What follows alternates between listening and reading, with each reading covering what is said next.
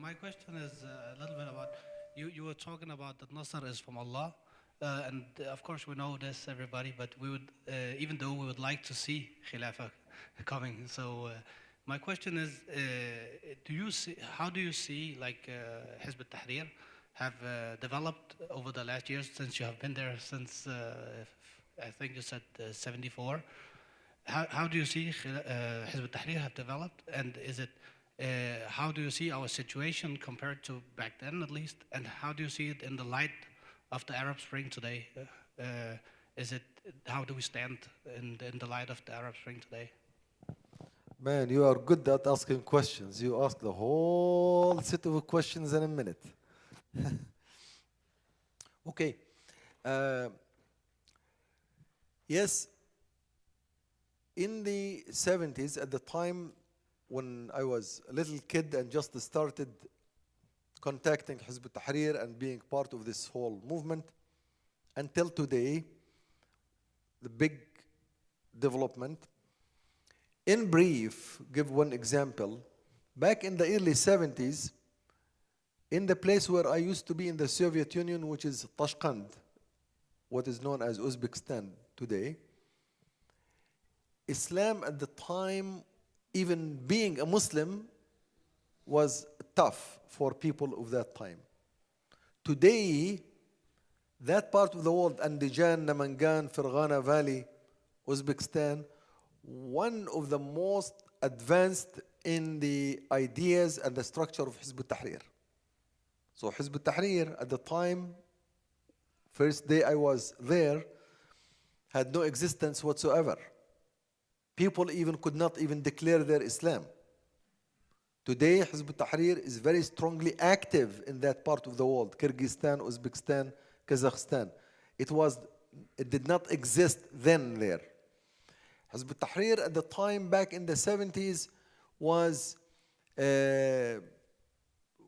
facing great challenges to be able to access the people, to talk to people. Very great challenges. Challenges in media and communications, in ability to print and distribute literature. Today, the literature of Hizb ut-Tahrir, the ideas of Hizb ut-Tahrir are known worldwide. They are being talked about by the many thinkers, politicians, security forces, from the top level in Denmark, government, strategic institutes like the Nixon Center for Strategic Studies, talking about Hizb ut-Tahrir and the ability of Hizb ut-Tahrir and the danger of Hizb ut-Tahrir and the objective of building Khilafah. That's from the Takattul perspective, the party perspective. Now from the Ummah perspective, the Ummah had developed from that time, 70s, 60s, 50s until today. At the time, the ideas of nationalism were so strong, were so powerful, were so dominant. They had public opinion. Today, the only thing that has public opinion in the Muslim world is Islam and the Islamic system. Not nationalism, not patriotism. Socialism, of course, is gone. Capitalism is not adored, is not respected. They try to hide capitalism behind words like the civil state, democracy, but even that is cracking. Even that is cracking under the ideas and the thoughts which are pushing very strongly towards Islamic state, Islamic system, Islamic Khilafah, Islamic structure, Islamic comprehensive ideology. All of this is taking over. Now, some of you may say, oh, but that's not only Hizb ut-Tahrir that's doing it. True, there are many other groups, many thinkers, but the one that imposed upon the world the idea of Khilafah, the thought of Khilafah as a system is Hizb ut-Tahrir, no more, no less. So this is something that the Hizb has been able to implant, if you will, this idea, this thought within the Ummah and across the world. And here is a story I always tell in this issue.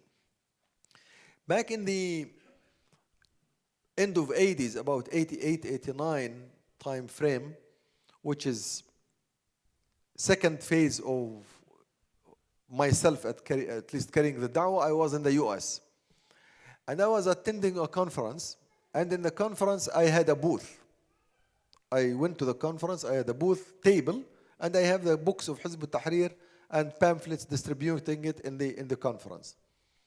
I was alone by myself. At the time, I didn't take any of the brothers with me. I just was attending. I had the table. I had all the books, distributing them. And while I was sitting behind the table like this, a brother passed by, one of the speakers of the conference from Sudan. And you know the brothers from Sudan, do we have brothers from Sudan here? Wow. Usually I see some brothers from Sudan everywhere. But anyway, when someone who is giving a speech somewhere, they always wear the galabiya and the white turban hat, which is like circulated like an oval thing.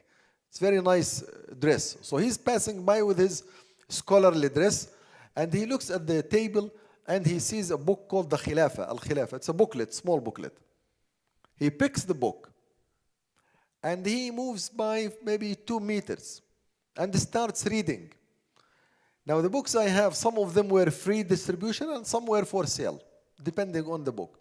So he's reading the book and he spends minutes. I thought he will just browse it, put it back, or take it, it's free. But he keeps reading. So I called the brother. I said, wait, I mean, you can take the book and take it home, it's free. And then I gave him some other books. He says, no, I want to read it. Now, reading it while standing? He says, yes, I want to read it all. Then I got curious, why? What is it that moving you to read it all? He says, listen, back in the 60s, not 70s, back in the 60s, I was a student, he says, at Khartoum University in Sudan.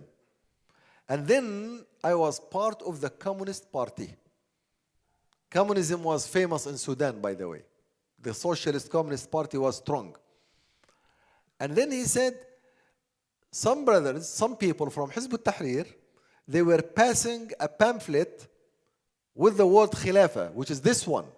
He said, I realized that this is the one that you are distributing, is the one that I saw being distributed in the campus of the University of Khartoum back in the 60s. Maybe 64, 65, something like this. 20 years before this event took place. And then he says, the intelligence, Al-Amin al-Shurta, the police of Sudan, they were chasing these brothers, these people. And we, the members of the Communist Party, we were helping the police, beating these brothers, catching them and holding them to the police. And he says, I was one of those who caught a brother. He had a collection of pamphlets, took them away from him and handed them to the police. And I was happy then. Happy beating and defeating an idea about Khilafah. So then he says, now, more than 20 years later, here I see you, and I myself is convert to Islam. Now I want to work for Islam. It was an Islamic conference. And I see this Khilafah, and I insist to read what I have missed 20 years ago. I insist to read what I have missed 20 years ago. Today, by the same token, there are many people, some of them are in this hall, who are attending this meeting tonight because they have missed something back maybe 20 years earlier. They had an opportunity back in Lebanon or Palestine or Jordan or Egypt when the Hizb was trying to do work, and they simply did not think it's a stylish, it's something that's good. And now today they are in this hall. I don't know who, but many of you, probably some of them will say, yes, that's true, will witness to that. So this is the development. The development of the ideas is progressive. It has gone through many phases. Today, the world is at the point where it is ready to receive this giant baby. I'm not calling it a little baby, it's a giant, something to be born, called the Khilafah, called the Islamic State. Despite all of these things that go around the Khilafah, small Khilafah, good Khilafah, bad Khilafah, but the world is still ready for this birth, the great birth of the Islamic State. It is the progress. I witness it by the day. I witnessed the time when I went to the US, United States in 1983 for my PhD degree. At the time when I was there, 1983, we were a collection of brothers scattered all over the US, maybe few, and we were publishing a small magazine called Hizib-ut-tahrir. We were writing it with our hands or with a printer and reaching only very few people. A few years later, we were able to conduct conferences in the US, in California, in New York, in Chicago, in many places, attended by thousands of people. That's a progress.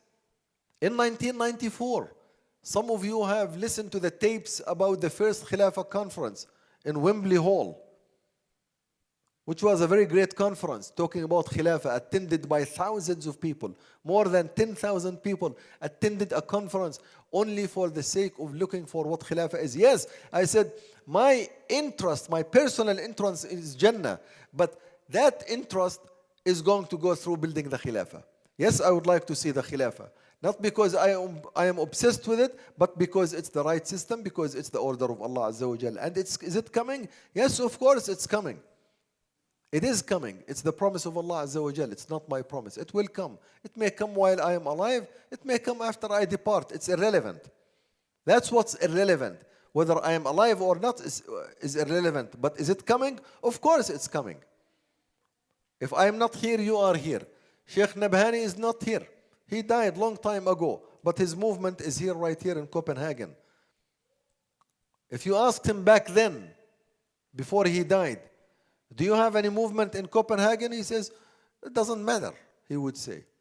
But the movement will continue. It's a takattul. It's an ideological movement. It's not a personal movement. It's not something that depends on Abu Talha whether he is here or not. It's absolutely not. I am not here, he will continue, he will continue. Anyone, all of us will continue. Just like the movement of Muhammad sallallahu alayhi wasallam. It's independent of the person. It's a movement of idea. It's a movement of thought, the greatest movement ever. It's a movement of idea, it's not the movement of person. The movement of person dies with the person. May live after, just like a person when he dies, for a few years you continue to remember him. After every day. After a while, you remember him only on the anniversary. My father, he died 10 years ago. We used to remember him every day. Every prayer. Now, anniversary. Oh, he passed away on the 5th of March. Oh, 5th of March. Now let's remember our grandfather. That's what people. But ideas, they live and they continue to generate momentum.